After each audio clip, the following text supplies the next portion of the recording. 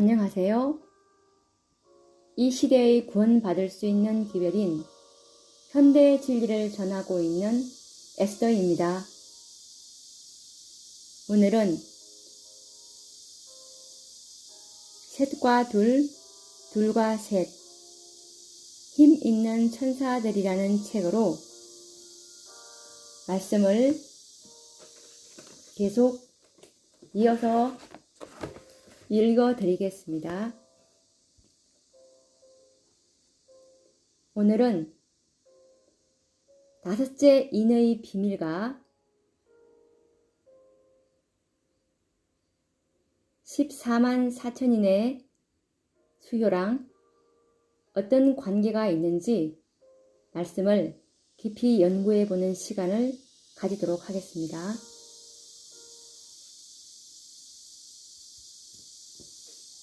다섯째 인의 비밀.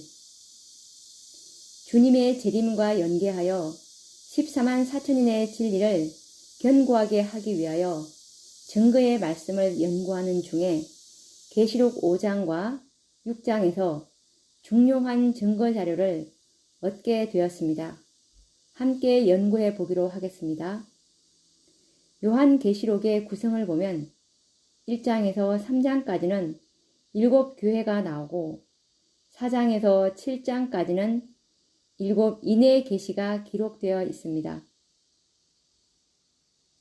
요한은 7인으로 봉함된 책의 계시를 보고 난 후 대성통곡하는 장면이 나옵니다.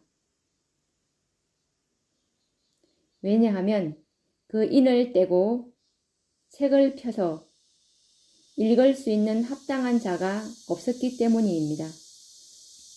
이것은 7인의 중요성과 그 속에 나타난 진리들이 심히 중요한 진리라는 것을 강조해주는 계시입니다. 계시록의 모든 진리들이 중요하지만 7인으로 봉함된 진리야말로 진리 중에 진리였기 때문에 함부로 원수들에 의하여 진리가 훼손되지 못하도록 7인으로 봉함되어 보관되었습니다. 그 7인 속에 봉함되었던 진리들이 어떤 진리인지 연구해 보기로 하겠습니다. 요한계시록 5장 1절에서 4절 말씀을 읽어드리겠습니다. 내가 보매 보좌에 앉으신 이의 오른손에 책이 있으니 안파크로 썼고 7인으로 봉하였더라. 또 보매 힘 있는 천사가 큰 음성으로 외치기를 누가 책을 펴며 그 인을 떼기에 합당하냐 하니 하늘 위에나 땅 위에나 땅 아래에 능히 책을 펴거나 보거나 할 리가 없더라. 이 책을 펴거나 보거나 하기에 합당한 자가 보이지 않기로 내가 크게 울었더니. 계시록 5장 1절에서 4절 말씀. 비록 계시 중이지만 요한은 7인으로 봉함된 책의 인을 뗄 자가 없으므로 큰 소리로 울었습니다. 다행스럽게도 유다 지파 다윗의 뿌리 어린 양이 인을 떼기에 합당하다는 말을 듣고 요한은 울음을 그칩니다. 드디어 계시록 6장에서 어린 양이 그 인을 떼는 모습이 나오고 첫째 인에서 넷째 인까지 흰 말, 붉은 말, 검은 말, 청황색 말을 탄 자들이 달려 나오는 모습을 보게 됩니다. 첫째 인이 떼어졌을 때는 마치 교회가 흰 말을 타고 이기고 또 이기는 것처럼 통쾌한 장면으로 시작하지만 뒤이어 교회는 사단의 공격을 받으면서 여러 가지 색상으로 변모하는 말들처럼 교회는 핍박과 회유를 받아 그의 죽음의 상태로 변모하는 모습으로 보여주셨습니다. 뒤이어 다섯째 인과 여섯째 인 그리고 계시록 7장을 거쳐 계시록 8장에는 7째 인이 떼어지는 장면을 보게 됩니다. 정리해 보면 이렇습니다. 첫째 인에서 넷째 인까지는 교회의 상태와 관련된 예언이요. 여섯째 이는 재림의 징조요. 일곱째 이는 그리스도의 재림을 말하고 있습니다.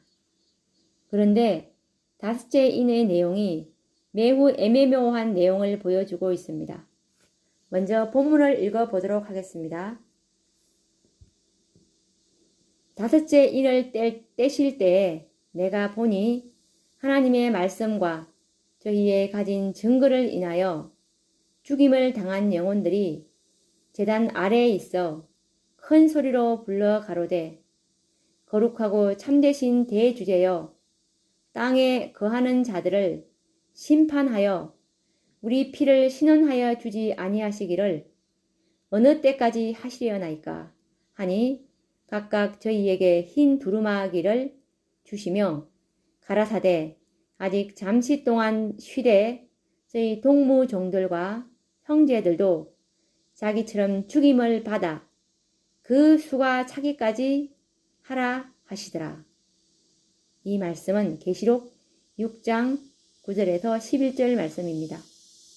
중세기 교회가 핍박을 받아 시련에 처했을 때 그리스도를 증거하다가 억울하게 죽은 영혼들이 자신들의 피를 신원하여 달라고 호소하고 있는 내용이 다섯째 인의 배경을 이룹니다. 제단 아래에 있는 영혼들이 하늘의 대주제이신 하나님께 자신들의 신원을 풀어달라는 호소와 함께 답변을 달라는 내용입니다. 그때 하늘의 대주제께서는 답변하시기를 너희 동무들, 즉 죽임을 받은 자의 수효가 차기까지 기다리라는 답변을 주십니다. 마치 죽는 영혼들이 의식이 있는 사람들처럼 의인화되어 기록되어 있는 계시입니다. 분명 이들의 호소에는 중요한 사건을 암시하고 있음이 틀림없습니다. 그들의 신원이 풀어지는 사건은 그리스도의 재림을 통하여야만 성취될 사건이기 때문입니다. 재림과 함께 첫째 부활이 있으며 이때 이들은 부활하여 영광스러운 하늘나라를 드디어 상속받게 될 것이기 때문입니다.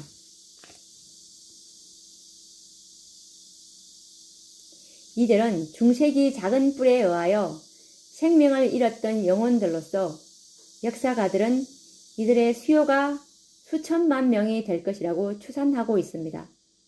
그러나 이들은 아직도 억울함을 풀지 못하고 티끌 속에서 잠들어 있습니다.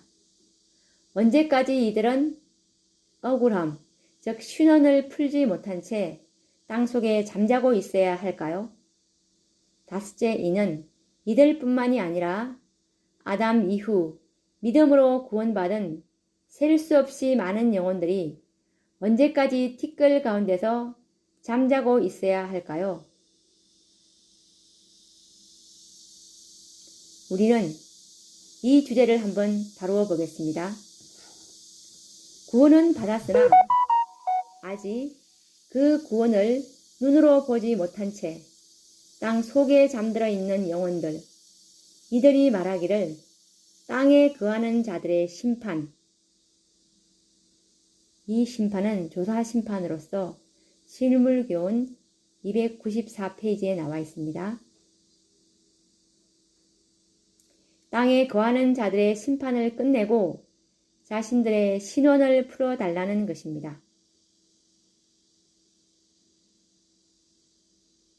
그런데 대주제 되시는 분의 대답은 너희 동무들의 수요가 차야지만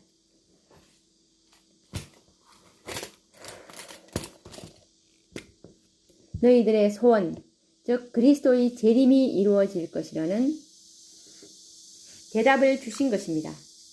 그렇다면 순교자들의 동무는 누구이며 그 수요는 얼마나 되는지 아는 것은 놀라운 특권이 아닙니까?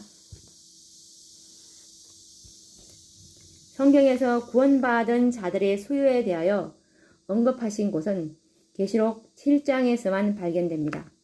그러므로 다섯째 인의 비밀을 풀기 위해서는 계시록 7장을 제외하고서는 그 의미와 값을 찾기란 거의 불가능합니다.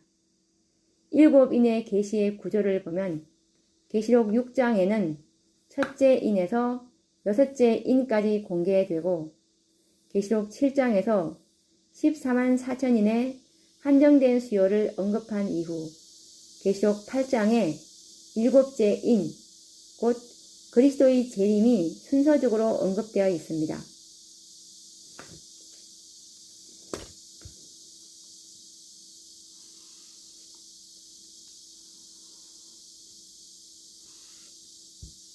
그러므로 계시의 구조상으로 볼 때 다섯째 인에서 말하는 죽임을 받은 자들의 수요와 계시록 7장에 나오는 14만 4천인들의 수요와 관련시키는 일은 너무도 자연스러운 일입니다. 14만 4천인들의 수요가 차면 계시록 8장에 기록된 주님의 재림, 곧 일곱째 인과 연결됩니다. 이것은 정언의 말씀으로 증명이 됩니다. 다시 다섯째 인으로 돌아가 봅시다. 다섯째 인은 죽은 영혼들, 즉 순교자들을 말합니다. 순교자들의 호소와 그에 대한 답변의 형식을 통하여 마지막 사건, 중요한 두 사건, 즉 예언을 말하고 있습니다. 이것은 조사 심판의 진리와 죽임을 받은 자, 곧 14만 4천인의 큰 진리를 소개하고 있으며 그 후에 그리스도의 재림이 있을 것이라는 큰 예언을 나타내고 있습니다.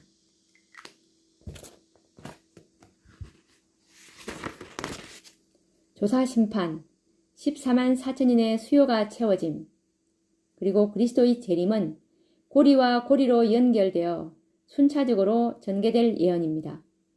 이와 같은 구속의 계획이 다섯째 인에서 발견되게 됩니다. 이것은 다섯째 인이 성취되지 않으면 그리스도의 재림은 불가능하다는 사실을 깨닫게 됩니다. 결론적으로 죽임을 받은 자들의 수요, 즉 14만 4천인이 차기까지 순교자들의 신원은 지연되고 따라서 그리스도의 재림도 지연될 수밖에 없다는 것입니다. 그렇다면 다섯째 인에서 말하는 죽임을 받은 자들, 이 바로 14만 4천인이 확실하지 않습니까? 라는 문제에 우리의 관심이 집중되게 됩니다. 과연 죽임을 받은 자들이 14만 4천인이 확실한지, 왜 14만 4천인들이 죽임을 받은 자들로 묘사되었는지 그 이유를 이제 알아보도록 하겠습니다.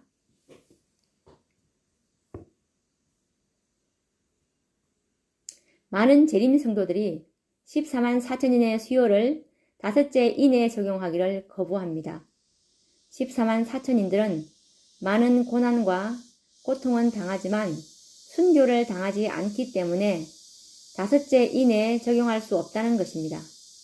얼핏 타당하게 여겨지지만 좀 더 깊이 이 주제를 연구할 필요가 있습니다. 다섯째 인 가운데는 죽임을 당한 영혼들이 즉 계시록 6장 9절에 있고 또 죽임을 받은 자들, 이 말씀은 계시록 6장 11절에 있습니다. 죽임을 받은 자들이 있음을 기억해야 할 것입니다. 다섯째 인을 떼실 때 내가 보니 하나님의 말씀과 저희의 가진 증거를 인하여 죽임을 당한 영혼들이 제단 아래에 있어. 계시록 6장 9절 말씀. 각각 저희에게 흰 두루마기를 주시며 가라사대 아직 잠시 동안 쉬래 저희 동무종들과 형제들도 자기처럼 죽임을 받아 그 수가 차기까지 하라 하시더라. 이 말씀은 계시록 6장 11절 말씀입니다. 이 두 문장을 구분하는 이유는 두 문장의 의미하는 바 뜻이 성경 원어에는 동일하지 않기 때문입니다. 9절에서 말하는 죽임을 당한 자들은 정말 죽임을 당한 자, 순교자들을 의미하는 단어 스파조입니다.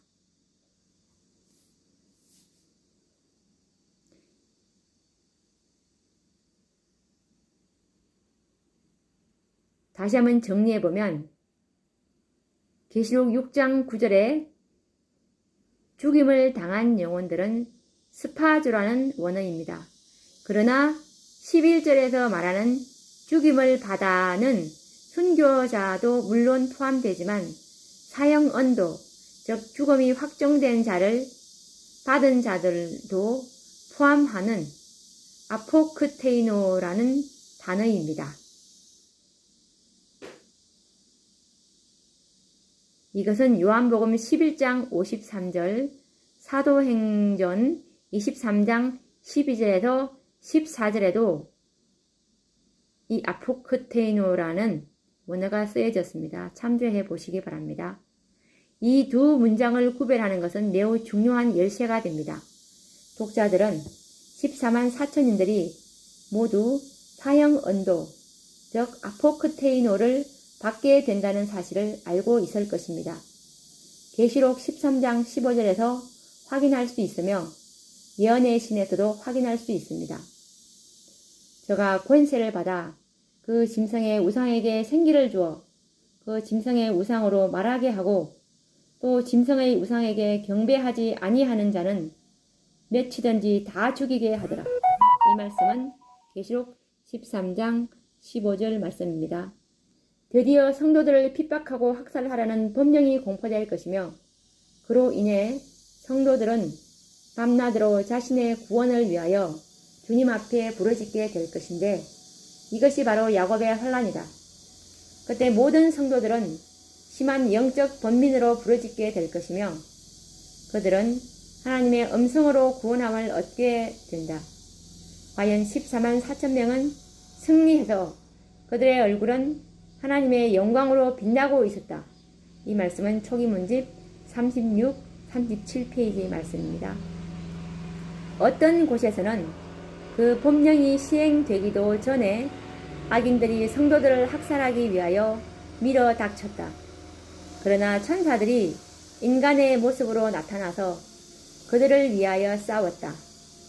그러나 하나님의 백성들을 죽이려고 치켜든 칼이 부러져 지푸라기처럼 힘없이 떨어질 것이며 하나님의 천사들이 성도들을 보호할 것이다.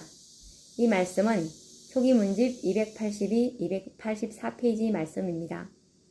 그러므로 다섯째 인에서 말하는 죽임을 받은 자들의 수요가 차기까지 잠시 쉬라고 하신 그 수요는 바로 계시록 7장에 언급된 14만 4천인임이 확실하게 되는 것입니다. 성경과 예언의 신으로 모두 확인되는 정확한 해석이 됩니다. 초기문집 279쪽의 말씀을 귀 깊이 읽어 보겠습니다. 이 말씀은 너무나 많이 읽은 말씀이기 때문에 우리의 기억 속에 뚜렷하게 선명하게 남아있어야 되는 말씀입니다. 읽어드리겠습니다. 나는 천사들이 하늘에서 왔다 갔다 하는 것을 보았다. 한 천사가 잉크통을 가지고 지구에서 돌아와 예수님께 자기의 일이 끝났음을 보고하고 성도들의 수가 차서 인치는 사업이 마쳤음을 보고했다. 그러자 나는 십계명이 들어있는 법궤 앞에서 봉사하시던 예수께서 향로를 내던지시는 것을 보았다. 그는 그의 손을 치켜들고 다 이루었다 하고 큰 소리로 부르짖었다.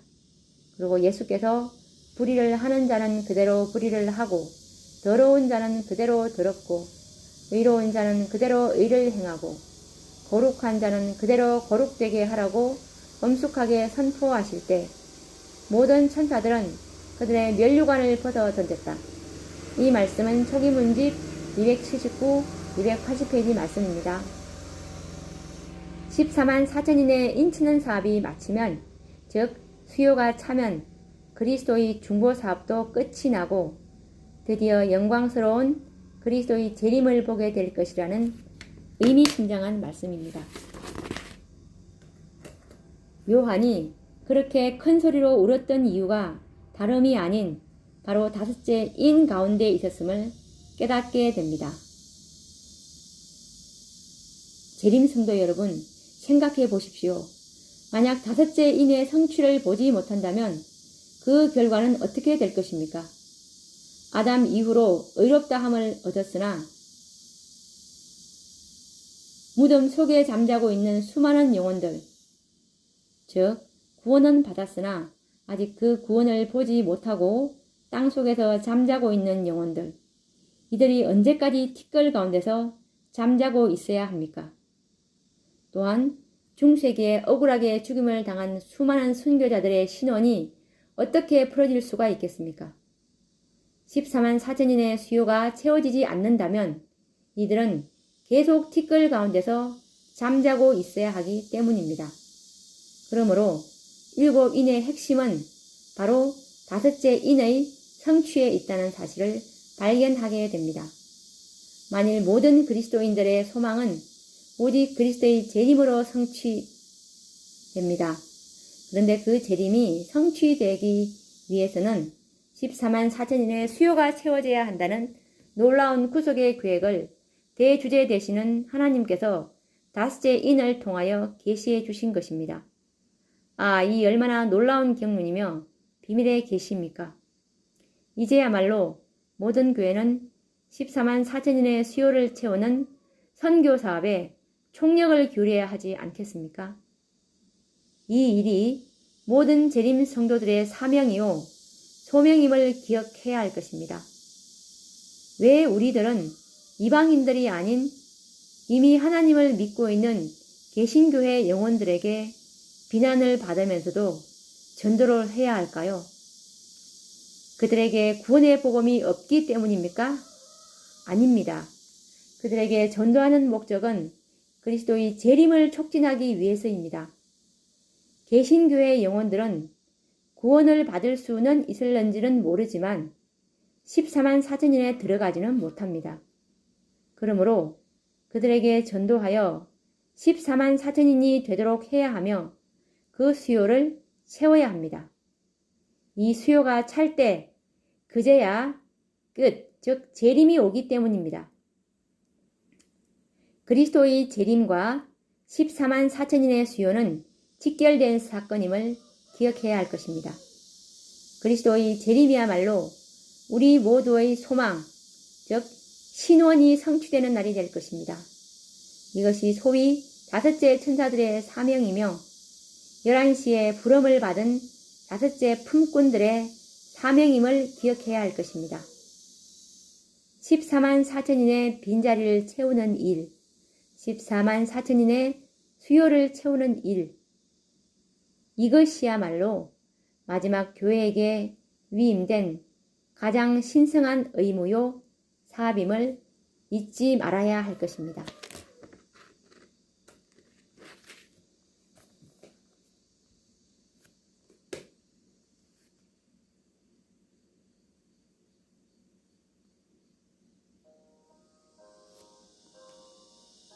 오늘 다섯째 인의 비밀과 14만 4천의 관계를 연계시켜서 연구해 보았는데요.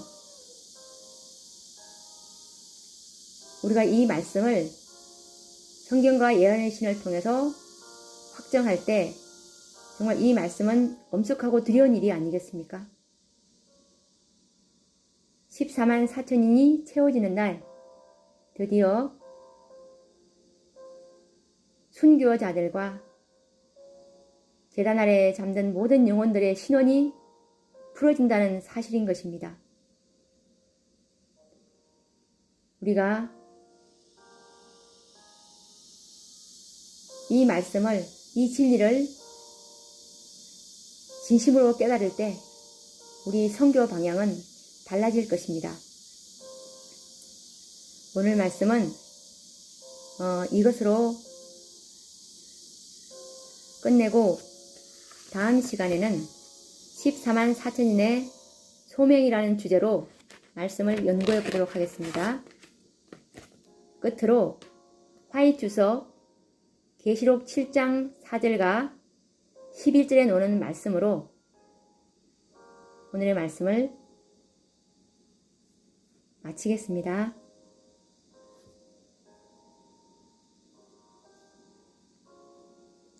하나님께서 우리에게 주시는 모든 능력을 가지고 14만 4천인 가운데 들도록 힘써 노력하자.